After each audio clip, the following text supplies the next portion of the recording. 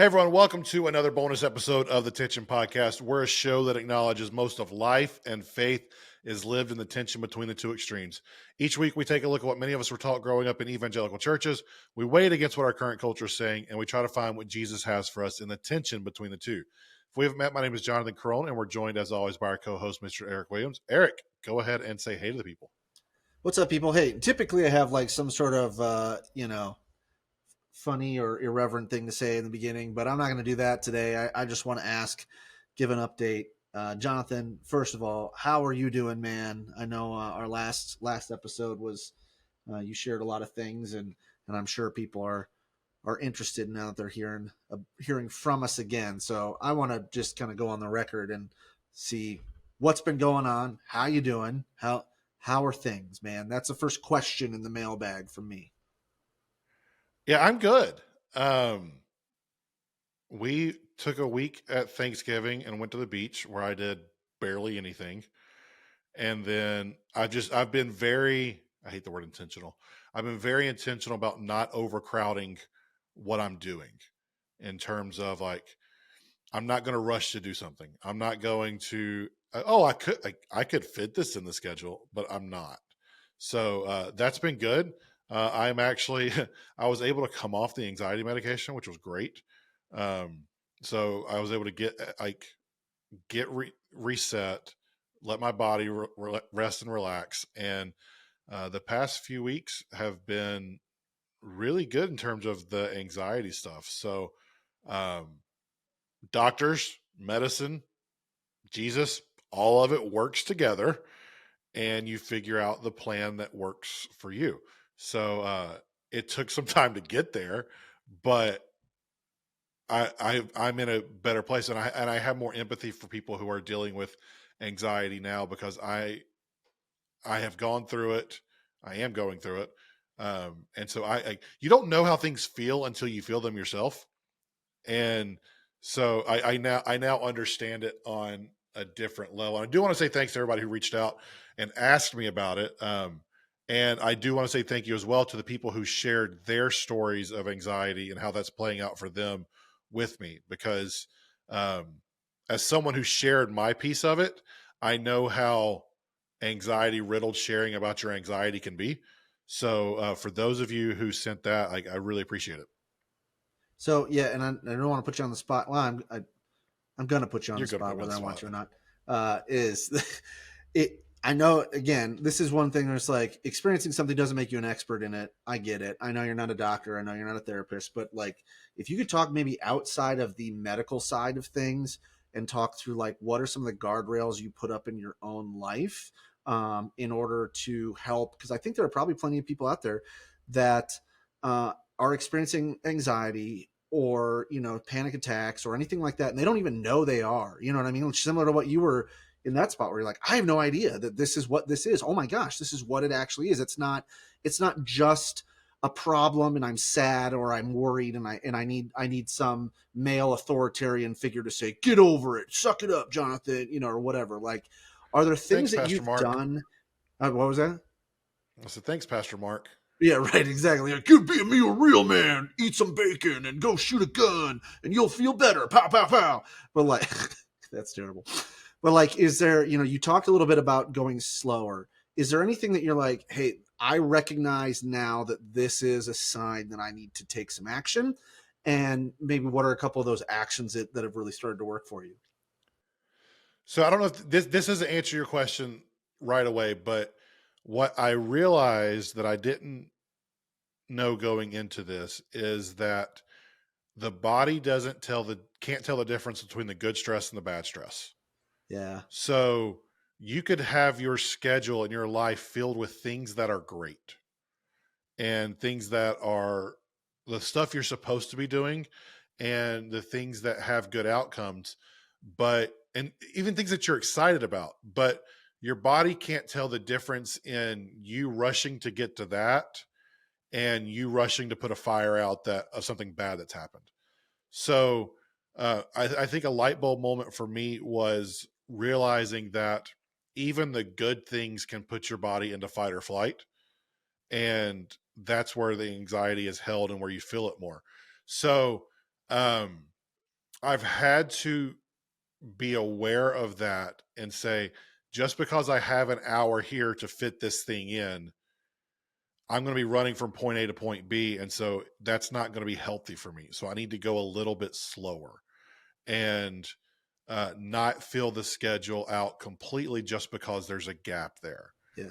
And thankfully, I I've think, been in and the also being position to able be to able to say do no that. to good things too. Like you Yeah. talk about, like there's times where you've got these good things that you can say no to. I think depending on when this releases or when people are listening, like you've just gone through a holiday season. And I know for our family, we had a couple of things where we were like, I know we always do this, air quotes, air quotes, air quotes, or we're supposed to, but like, yeah, it's great to have lights outside, or it's great to have this dinner or that thing or this event, but like we're okay saying no right now, because even if you like you said, the body can't tell the good versus the bad stress. Like you stack good holiday stress and good family stress together, and then the one bad thing is the cherry on top that just makes everything kind Yep. of an avalanche of problems. So yeah, I love that concept too, of like it's okay to say no, and it's okay to say no to good things too. Yeah, you have to. Like, it's one of the reasons to be self-absorbed here. It's one of the reasons we're doing the podcast monthly now instead of trying to do a whole season. Because yeah, I could make the time to do this, but each episode takes about 4 hours between writing and recording and editing and all that stuff. So I could find 4 hours, but I also could give myself some time to rest. And I'm going to find the 4 hours again soon because I want to, but I'm not going to force it in and go at the same pace, that the same arbitrary pace that I put in place that no one else expects of me, but it felt like what I should be doing. So that's probably the biggest thing for me.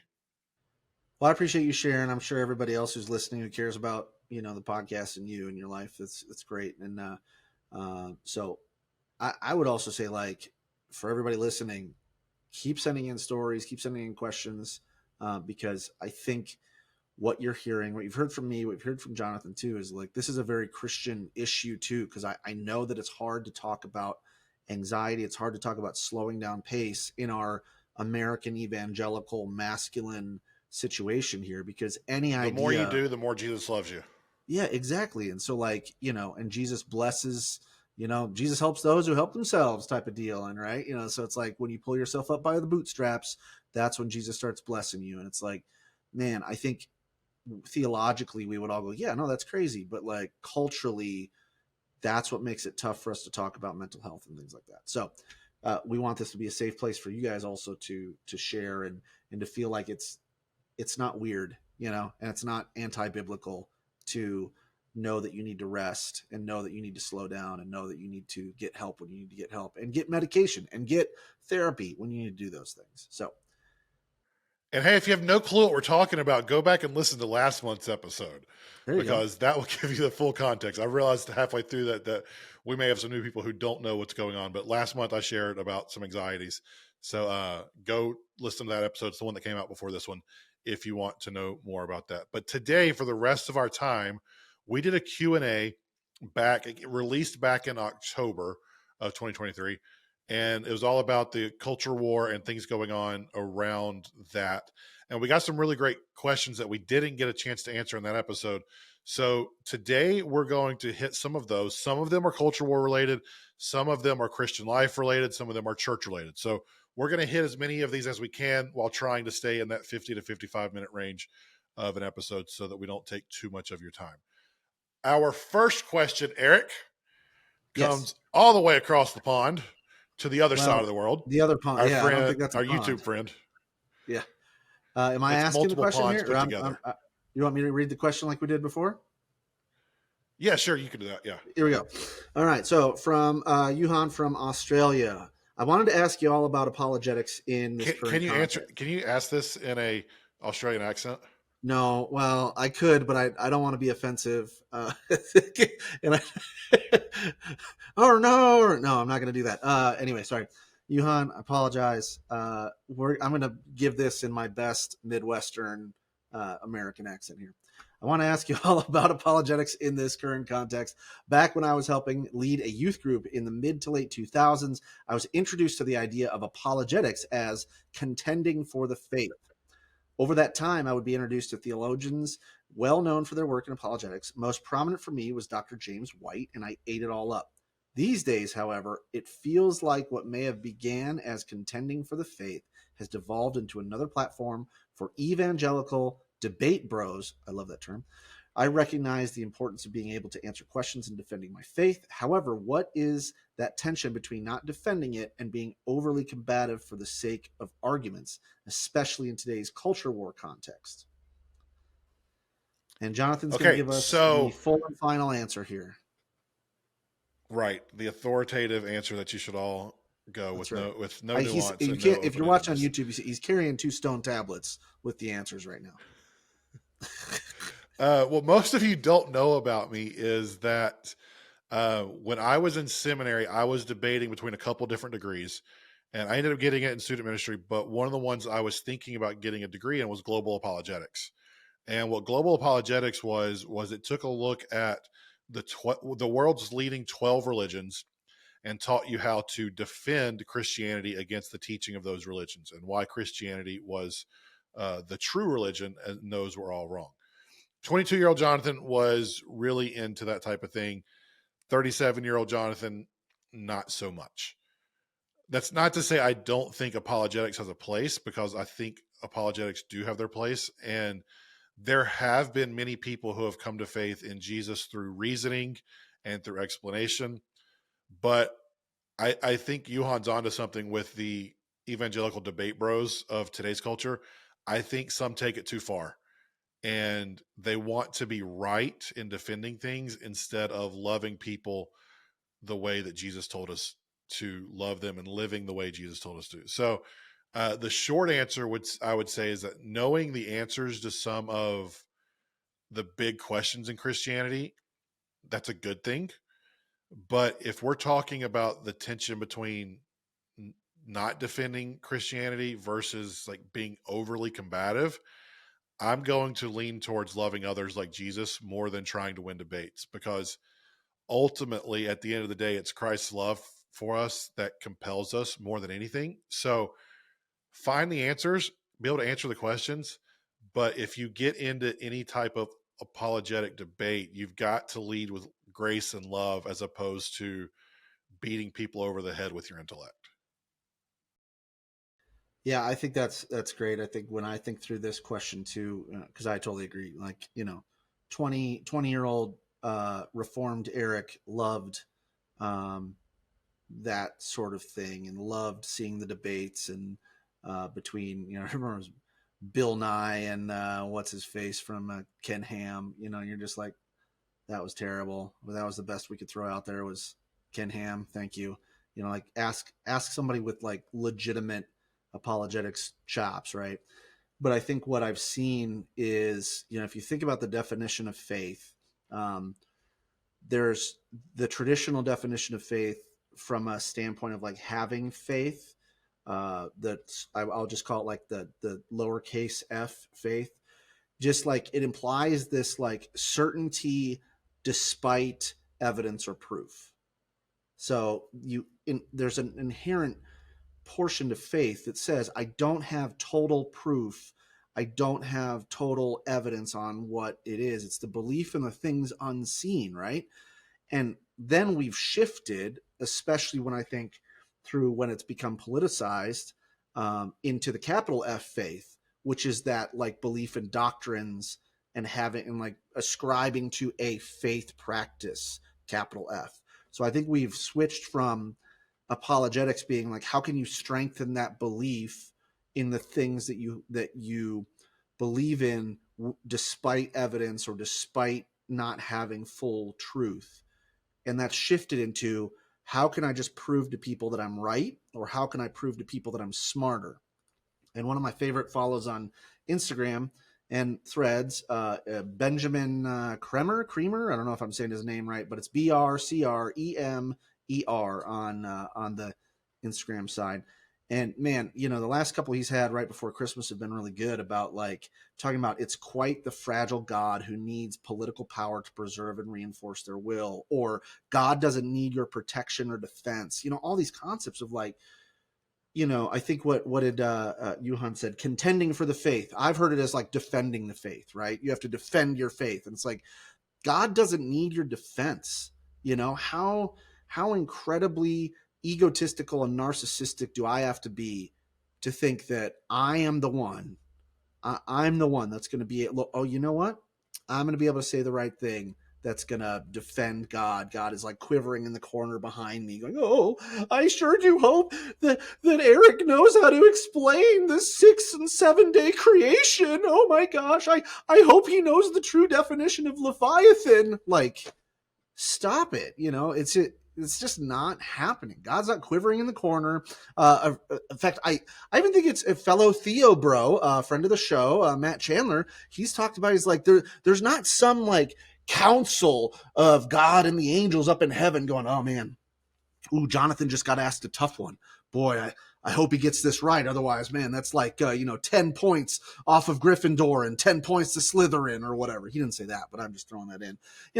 This isn't an issue for the faith. And so I would actually argue that the people that lean and depend on these apologetics and contentions or defenses of the faith really comes out of more of an insecure standpoint than anything else. Because the other thing is like, for me as a person of capital F faith, I actually find my lowercase f faith being tested more when I hear idiots like Ken Ham open their mouth and try to tell me of some, cockamamie explanation about how there was a velociraptor in the Garden of Eden with Adam and Eve and their kids.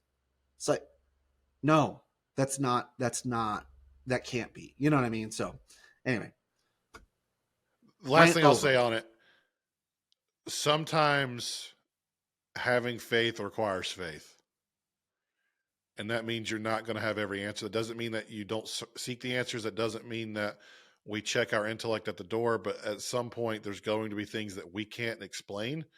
And if we feel like we have to explain everything to win the debate, then we're never going to be satisfied.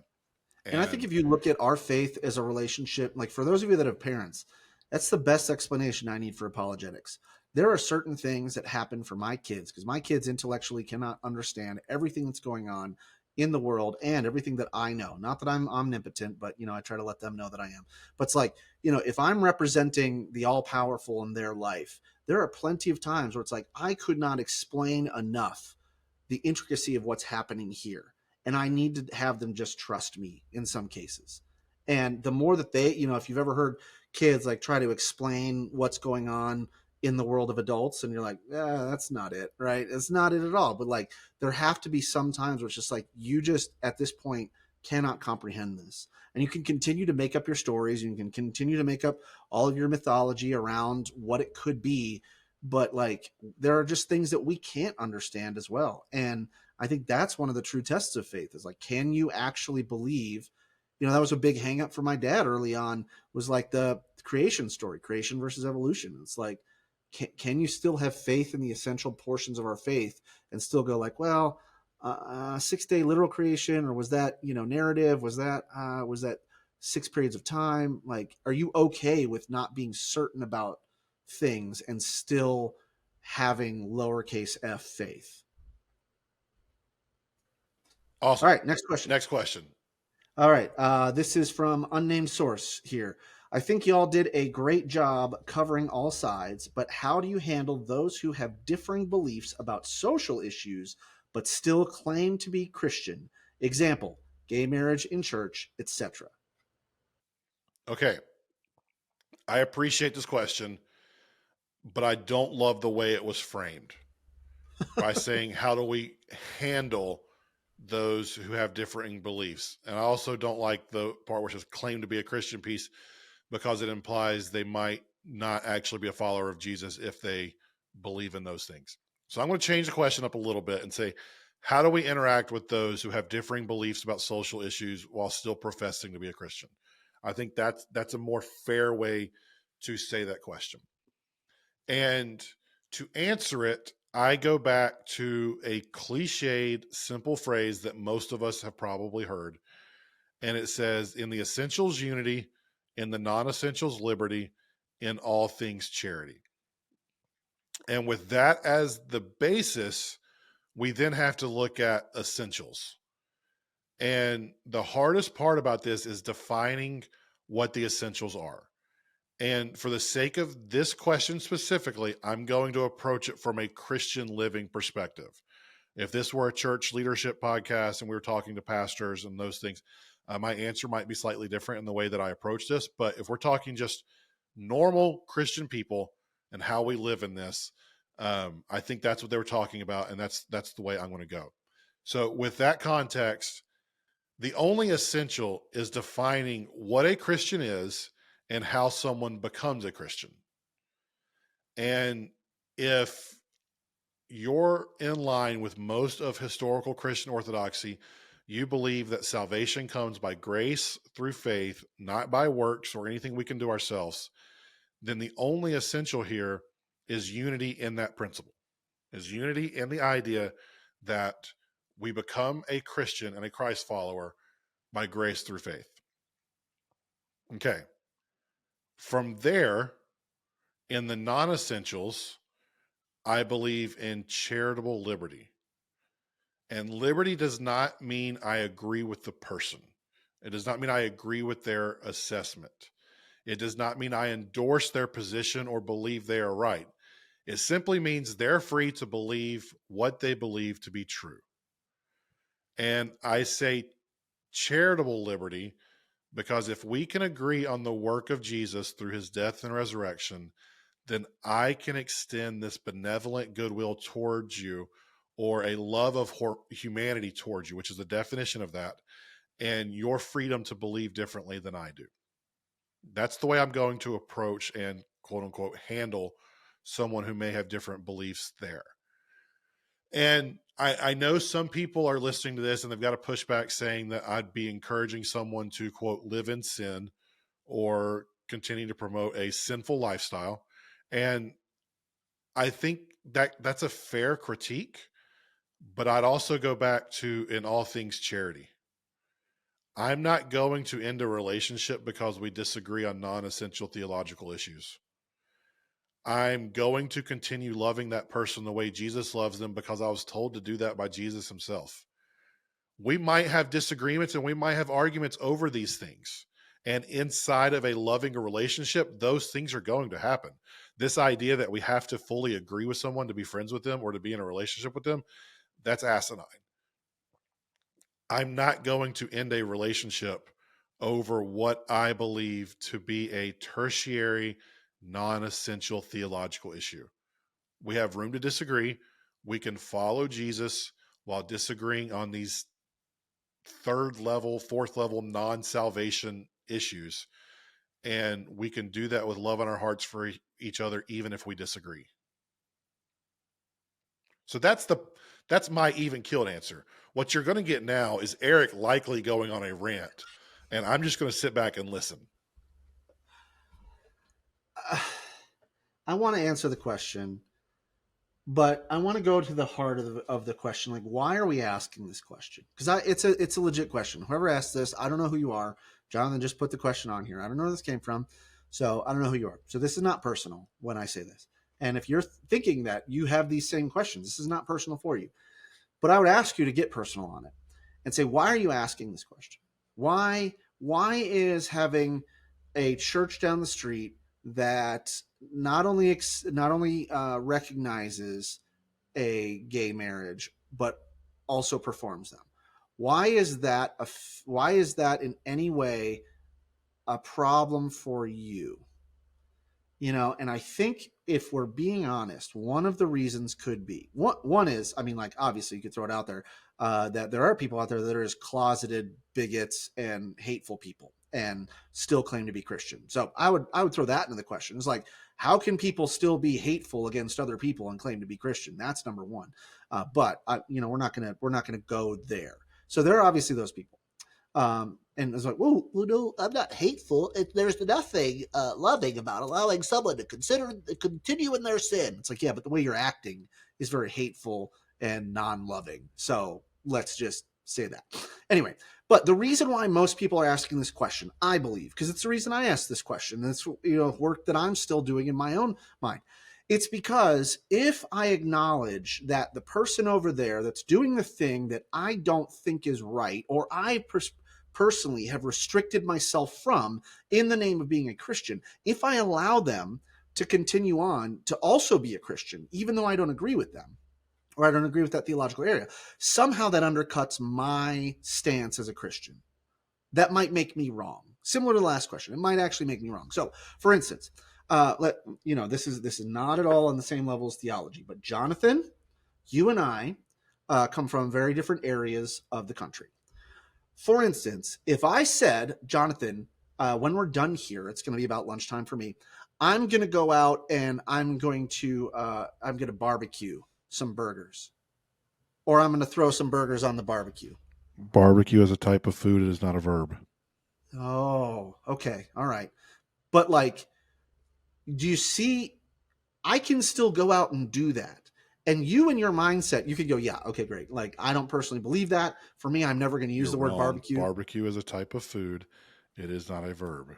Right. So you will You are never use wrong, it. and you're sinful if you use the word barbecue as a verb or a place to go. It is a type of food.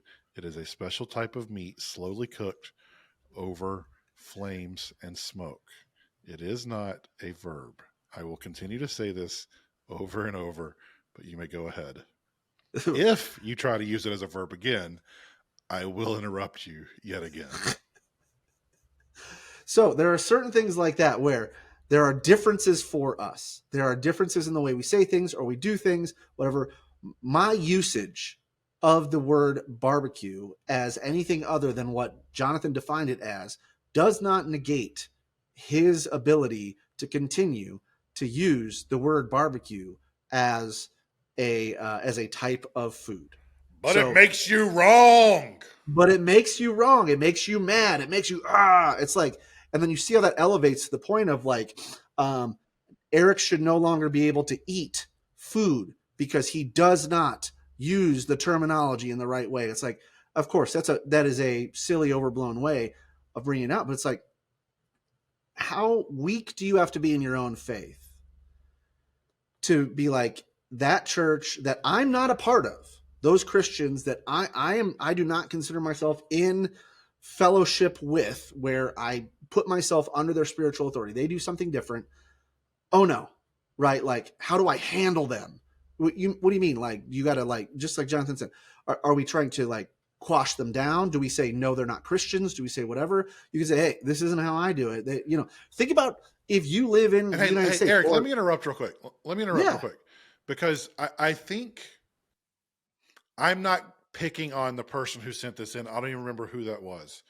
But I think the words that we say, the words we say without thinking can tell a lot about how we approach things. yep, The language we use subconscious, that just rolls out naturally. And the idea of the way this question was worded, how do we handle someone who has different beliefs but still claim to be a Christian? I would,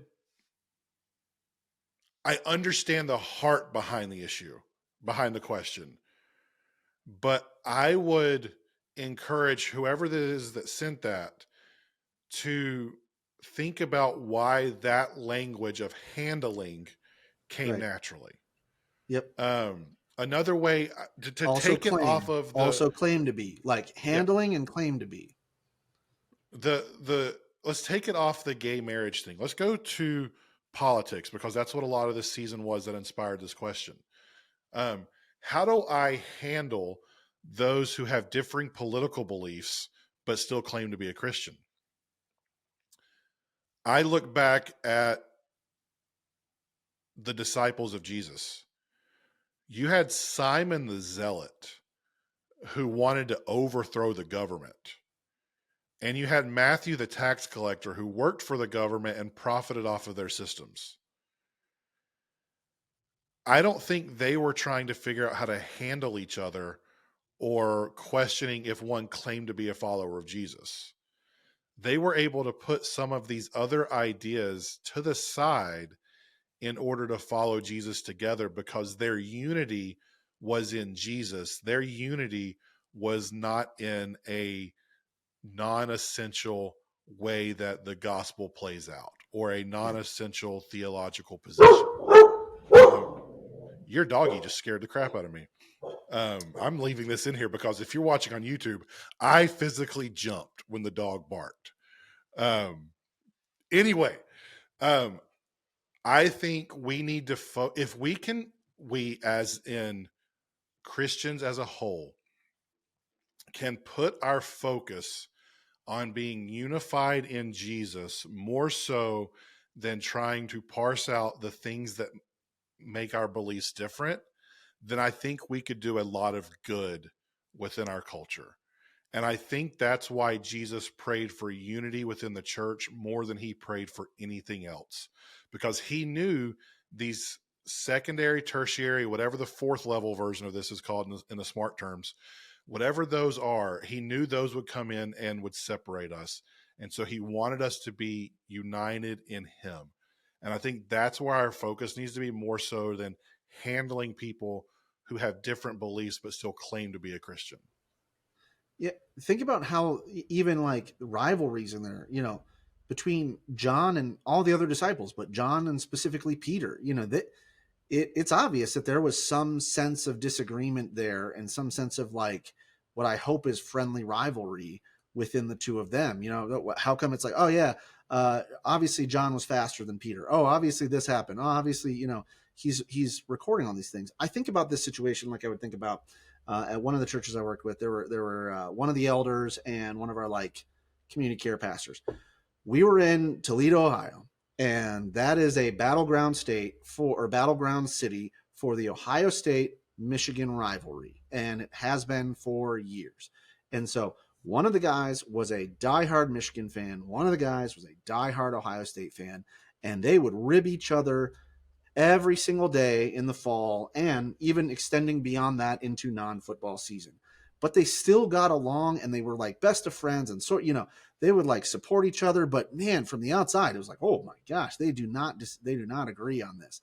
It's like at no point did they allow that difference of opinion, as silly as it is for a rivalry, but some of you in the South are like, roll damn tide, like that sort of thing. But whatever. Go to hell, It's Duke. like you're right, yeah. So it's like you kind of get that sense that you can still go to work with someone even though they may disagree with you. And I love your example of the different disciples, because like you think about it, they might have had very different political or even social opinions. In fact, they did, because of the way that they were disagreeing over how you should handle Jesus. Here's how you should handle this situation. No, you should handle this situation this way. No, I'm going to take out a freaking sword and I'm going to handle it by cutting some dude's ear off. Like, they had differences of opinion. But at the end of the day, when they sat down to eat a meal, they were side by side. When they were walking throughout the countryside, they were following Jesus. And so, man, can it exist within you, not just to handle, but to go, okay, that church over there or that person over there, it celebrates gay marriage and in fact is doing whatever. Let's keep it on gay marriage. Is there enough room in your faith to be able to go, all right, I may disagree with that. That may not be the way that I'm going. I may personally think that's sin, but that's also not my job to, that's not a core issue to battle over. That's what I would say. How do you handle it? It's like you can avoid being around them. That's fine. You don't have to be in fellowship with them. I'd say, how do you handle it? You don't have to take teaching from them. You don't have to go to their church. You don't have to say that I'm holding them in spiritual authority. But how do you handle it?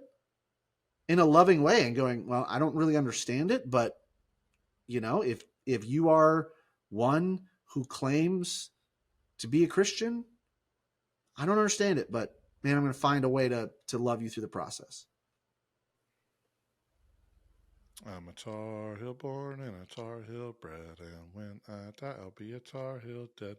Rah rah, Carolina, Lana, rah rah, Carolina, Lana, rah rah, Carolina, Lana, go to hell, Duke. All right, next question. I'm going to ask this one and let you answer because I know who this came from and I know the backstory, so I want to get your opinion before I throw anything in. What do we do with pastors that just walk away like nothing they ever taught us mattered. How do we reconcile the message that stuck with you and how they live today? And to give a little backstory here, because um, unfortunately, I think we're seeing this more and more, and um, more and more people are going to have to deal with this. The person who sent this in, they were on staff at a church plant from the very beginning. They were recruited by the lead pastor before the church was even started. They build the church together. They're in the fight together. They're doing all of this. And then the lead pastor ends up stepping down from the church. And since leaving the church in his role, he's moved to a different town, moved back to his hometown. He's divorced his wife, and he's showing no signs of living the life he preached about for so many years. And we're seeing that, unfortunately, from pastors who they go through some type of trauma or event, or they make decisions that once they're out of the pastoring position, they do not live the life that they taught so many of us about. When that happens, how do we balance the things they taught us with how they are living today? And that is a great question. And I would say that where I think a lot, I mean, obviously, a lot of this comes from personal relationship baggage, right? I had a connection with this person on a person to person situation. You know, there were feelings involved here, emotions that are involved. And so that's clouding the issue. That is also why we are in kind of an issue in the church in general, is taking what people say based on who they are, the position they have, right? How many times have you heard, well, pastor says this, pastor says that, pastor says this, oh, I love so-and-so, pastor says all that. And it's like, rather than taking what they say and trying to discern what they say, we automatically assume a certain thing about it because of who said it. In some cases, it's like, okay, well, that's good. That's gotten us place, spiritual authority, blah, blah, blah, blah. But then what that does is it sets you up for this situation where it's like, I believe, or I was so impacted by what this person said because of who said it. Now, who said it, that opinion that I have has changed.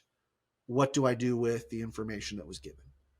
And I think this is a healthy spot to separate those things out, that even if it's somebody that you respect a lot, even if it's somebody that you look up to as an authority figure, understanding that not everything that comes out of their mouth is going to be fully good or fully bad, right? So being able to separate the message from the messenger on the front end before any of this even happens. But then on the back end to say, how do we reconcile the message that stuck with you and how they live today? For good or for bad, I would say that that person is not the same person they are today. They're the same person, but I am not the same person that I was in high school.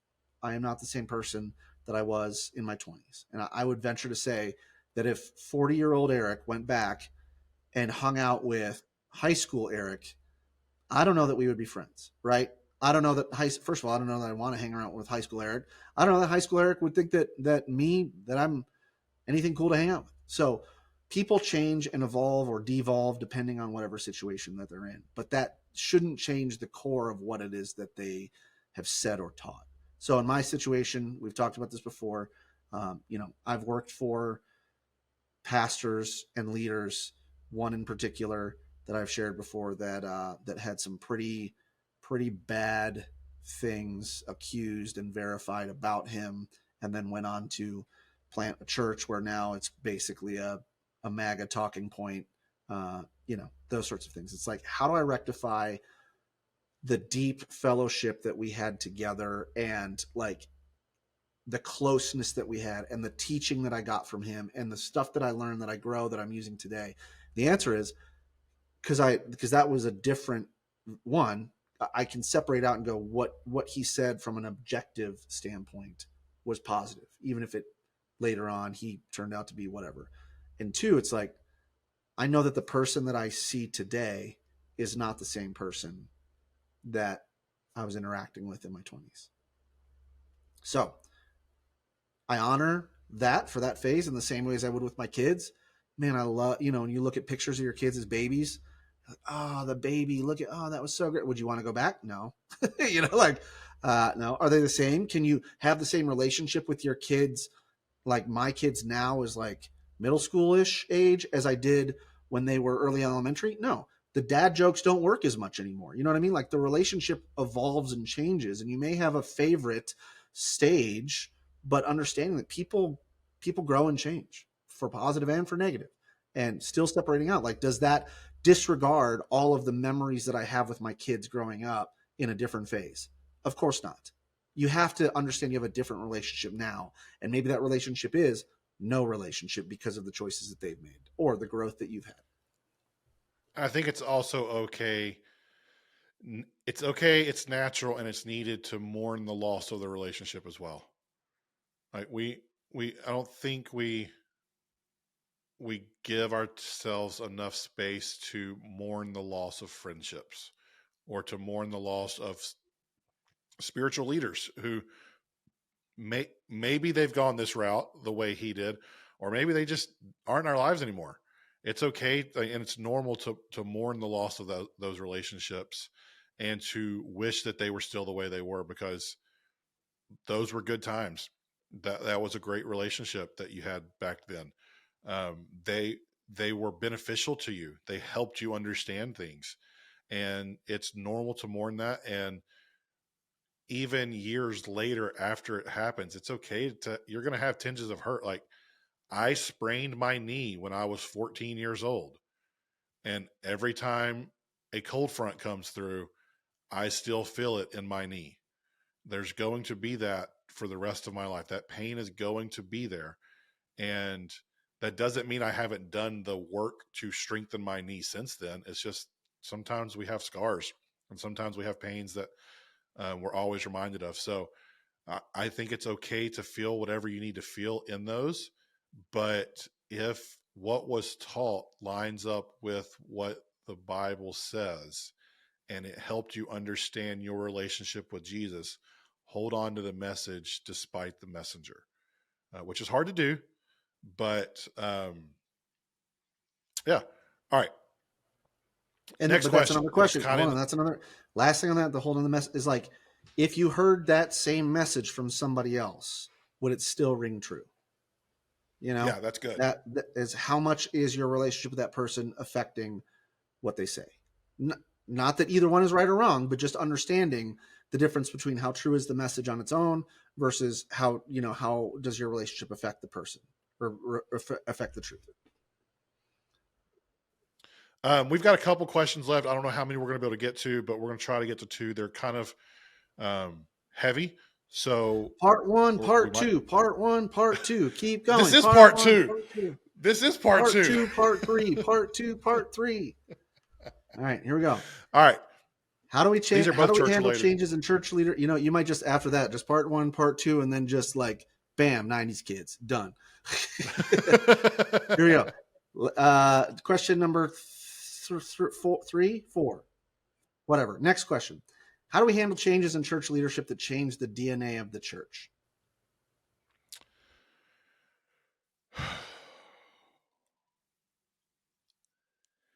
It's okay to leave a church if you feel it's not where God has you anymore. I just want to start by saying that. That's It's my okay to leave thesis a statement. church, period. Yeah.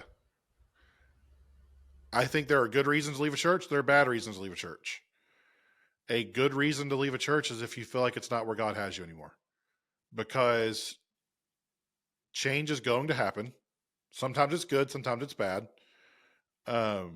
In this situation, I don't want to speak negatively about a church because I wasn't there and I don't know all the details. Um, I can make some assumptions, but I'm going to assume the leadership changes were done in the right ways and for the right reasons. I know it's a big assumption in today's culture, Bold. That's but bold of I you. want to lean positive. Mm-hmm. Yeah. I'm going to try to be positive and give the benefit of the doubt. I am a big believer that God has a specific vision and mission for specific churches to reach specific people over a specific time. Those kind of ebb and flow as time changes, as leadership changes, whatever. Sometimes the vision and the mission and the people are going to change. And sometimes you're going to go from being part of the in crowd, where you feel like you're all fighting for the same thing, to suddenly feeling on the outside like you don't belong anymore. And that can be painful, because the hard truth is sometimes you don't belong anymore. And that's not your fault. You did nothing wrong. I'll give an example here. Um, After leaving church staff, we were kind of in the wilderness for a while trying to find a church. And a friend of mine who was a pastor, he went and started a church plant in town. And I liked him and wanted to be a part of what he was doing. So as we were trying to look for a church, that's where we went. And he respected me. I respected him. He knew what I did in the church world. He knew I was good at it. And so we would talk all the time about what we needed to do communication wise and like Sunday morning wise and how we could do this, because the church was I describe it as a very introverted church. The people of the church loved each other very well.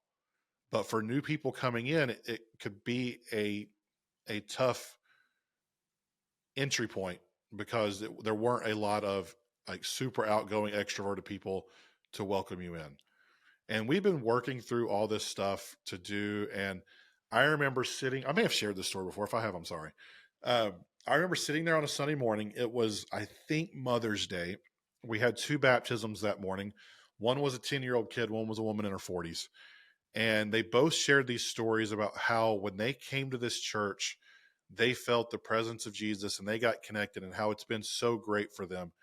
And I remember feeling like Jesus tapped me on the shoulder and said, "This is who I've called this church to be. Don't change a thing." And I realized that in that moment, if I kept pushing for what I thought was best, even though the leaders of the church were asking me my opinion, I would be sinning. And the things that we were looking for as a family were not what were there currently in that spot where that church was, and where what I now know Jesus was calling them to. So we had to leave. Like it it's not what that church was not going after the things that we felt God was calling our family to. And so it's not necessarily a DNA change in the church, but it's to I say that to express the point that sometimes a church is not the fit for who you are. And sometimes it's hard to come to that realization. And sometimes you have to walk away from some of your friends and know that some relationships are going to change. But for your own spiritual health, you need to go somewhere else. And in those times, you have to walk through the wilderness to find where God wants to lead you to next. And that's hard. It's lonely. It's exhausting. I've spent many years in that. In the 9 years since I've been on church staff, I've probably spent 4 or 5 of those years in that wilderness trying to find the church. But what I will say is that having found the place for me, the time in the wilderness was worth it. It sucked. I don't want to do it again, and I'm scared I'm going to have to do it again sometime. I hope I don't anytime soon. But what I can say for sure is that walking through the wilderness is worth finding out what God has for you on the other side. Yeah, I think now that I've read through this and the next question, I think the answers are very similar. So I think it might be worth just reading the next question too, and then applying the same thing. So this comes from somebody I know, and I know the situation too. It says, as somebody who has worked for multiple churches, seen the good and the bad of each, now nearly 4 years removed from going to church, how do I find a church? I want to go to a church. I want my kid to go to church. I'm not looking for a perfect church or even a church where I agree with the pastor and everything. But at this point, my trust in any church leadership feels so paper thin that it's not worth church hunting and dragging my family around week after week. I just want to know that the church actually cares about people and does their best to do what Jesus called us to do. I just can't message pastors on Instagram and say, what are your thoughts on XYZ? How do you handle COVID response? What organizations does your church partner with financially? Where do I even start? So I think the heart of the answers for these are the same. It's that it is okay to leave a church that you don't feel that you don't feel called to. I think about it in a rudimentary way in like a dating relationship. Uh, as a Christian, are you called to fall in love and get married with every single person of the opposite sex? No, or any, are you? No, you find the one that you can commit to for the rest of your life. And not that the church is like a for the rest of your life situation, but it's like, I don't need to agree with every church. And if there is a church that's like, this is not life giving for me and my family, and this doesn't align with where I believe God has us, then yeah, by all means. Instead of, I think where I've gone wrong a lot is instead of assuming, and this was something else that I saw from Pastor Ben Kramer, where he says, the longer I'm a pastor, the more I believe that the road to heresy doesn't begin with questioning God. The road to heresy begins with being unquestionably certain that no one knows God better than you do and believing that everyone else is a heretic but you. And it's like very similar to some of these other questions. Can I make room for other people to go like, yeah, they're pursuing God in a way that I don't, or I don't even agree with, but I can make room for that. And I think once we are able to do that, you're able to separate from a church easier. Because where I've gone wrong is I've gone, no, this church that I'm working for, this church that I'm going to is doing it wrong. And and the way that I'm suggesting that they do it is right. And the fact that they're not doing it the way that I would want, or I'm suggesting, or I think is right, is wrong. It's like, no, they've just chosen to go after it in a different way. And for you and I being marketers, and kind of coaching consultants along the ways with businesses, you understand that too, where it's like, you can look and you can say, well, man, your business model, I would not agree with that. But it's like, that two different businesses that are operating in the same space, product wise or service wise, they might be going for two different areas. One might be competing with on luxury, the other is competing on price. One might be like, we're the best service, the other is like, we don't care about service. We're going to insult you when we take your order and you're going to love it because it's part of the package. Like, those are all okay as long as, for me, as long as they align with what it is that they're going after. It's when, for me, I have the biggest problem when they pretend to be one thing and they're actually not. That's where I have an issue. But to the last question, how do you find a Hey, let me church? interrupt real quick. Yeah, go Real for it. quick. I also think it goes back to our question about how do we handle other people. Going to a church doesn't mean you fully endorse everything they do. Yep. Family members don't always agree with everything they do. They just say that we're committing to each other to love each other and do the best for each other. And one of the things I think that has been really hard in our culture, both in the church and just in culture at large, is we feel like if we align ourselves with something, we are saying we support everything that they do. Yep. And so we're trying to find someone, whether it's a church, whether it's a political leader, whether it's friendships, whether it's Spouse, doesn't matter. a spouse. We're trying to find people that we align with 100%. And we're never going to find that. And so I read this question and I know it's hard because I hear the questions they're asking. Like, I want to know if they care about people. I can't ask them all these questions. And yeah, maybe you disagree with some of the stuff that they've done. Maybe you disagree with some of the people they support, but do they do enough good that you agree with? That, I mean, you got to have your non-negotiables. You Right. have those, And I think that's obviously. inherent in the question too. Not looking for a perfect church or a church where I agree with Yeah. everything. Like, that's inherent in it. I agree with you. The non-negotiables, like what gives you the ick that you can't get over, Yeah. those sorts of things. And what are you okay Like, with on the other side? I'll give you an example. I cannot go to a Southern Baptist church because of their stance on women in ministry. That is a non-negotiable for me. You have to, for me, I cannot go to a church that would not put women in some form of legit leadership. We can like my church that I go to now, we have some disagreements on where that line is, but we're in agreement that women have a place in leadership and that it's not just to sit down and shut up. I disagree with a lot of Southern Baptist issues on the way they approach race and racism in the country from a doctrinal standpoint. And so that's a big deal for me. And for some, it's not as high of a priority to them. And so they don't make the distinction the way I do. So that's one of the things, like, I've learned that a Southern Baptist church is not the place for me because of those two things. And those are those are two of my three non-negotiables when it comes to church. So I know it immediately rules those out, but on other things, if someone matches those three things, music style, I can be okay with some music that's not for me. Like, I'm not that selfish. At one point in my life I was, but thankfully I'm not there anymore. And so I've had to learn myself, like, there's not a perfect church. There's not a perfect fit. At some point, you just got to say, I agree with these people on enough issues that I'm going to join up with them in following Jesus. Yeah, and that I think the heart of that question too is like the issue is once we get into certain topics where it's like it's almost like there's a canary in the coal mine, or what do they call bellwether topics, right? Where you can ask a couple of these things and then automatically we make assumptions about everything else. So it's like, how did your church handle the COVID response? It's like, oh well, we think that you're weak if you wore a mask. You know what I mean? You're like, okay, now you can make some reasonable assumptions about some things about the church, but also some of those assumptions may not be reasonable. How do you treat women in leadership? Well, we think that women should only lead other women and children. And it's like, you can make some reasonable assumptions about that, but also some of your assumptions might be wrong.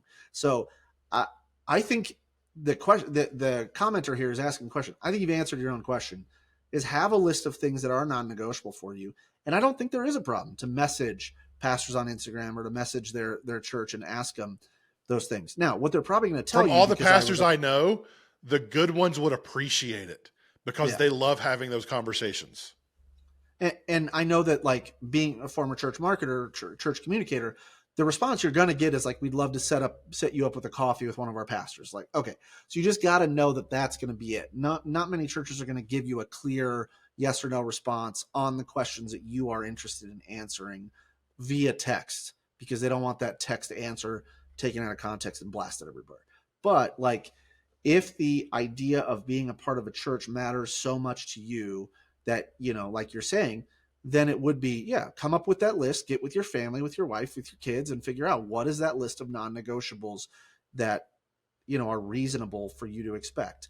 The other aspect is, with the advent of church online, most every church should have an online service or an online experience that you could at least get a picture of what it's like for, so rather than dragging your family around week after week, I get it. I don't want to do that either. Is there a way to kind of check things out, shop online as if you would when you're buying something else or being a part of something else, and checking in there? But I think it starts with having your non-negotiables set. And especially if you've had that experience of working for multiple churches, for sure what you don't want to be involved in the same way as, like, for me, I know for sure what sort of clients I don't want to take. I know for sure that if I ever got back into like the corporate environment, what kind of boss I wouldn't work for, those sorts of things. Like, have your non-negotiables set and then start exploring those things in ways that that you can reach out, ask questions, watch some church online, things like that. And now may not be the time for you, and that's okay too. I think that's perfectly fine. We went over again. We always do, but we could keep going. We want to respect time. So that's going to be it for today. As a reminder, our next season is going to be delayed a little bit. It's not going to be coming out in January. Instead, we're going to be putting out these monthly bonus episodes for the next few months until we can record a full season to release. Our next bonus episode is going to release on Monday, January 15th. It's going to be called Uncomfortable Questions About Race, Religion, and Politics. So yes, if you're one to enjoy those type of conversations like Eric does, you will enjoy that when that comes out in January. If you like the show, do us a favor and rate us and review us wherever you get podcasts. Subscribe on YouTube or your favorite podcast app if you haven't already. Thank you for the subscriptions and the ratings we've got. Our Spotify wrap this year was really cool. The responses on Apple Podcasts and the reviews there. There's been some crappy ones, but there's been some really great ones. So thank you for those as well. Share this episode with someone if you found it interesting. But Thanks for making us a part of your day. We hope you have an incredible Christmas, and we will see you in January.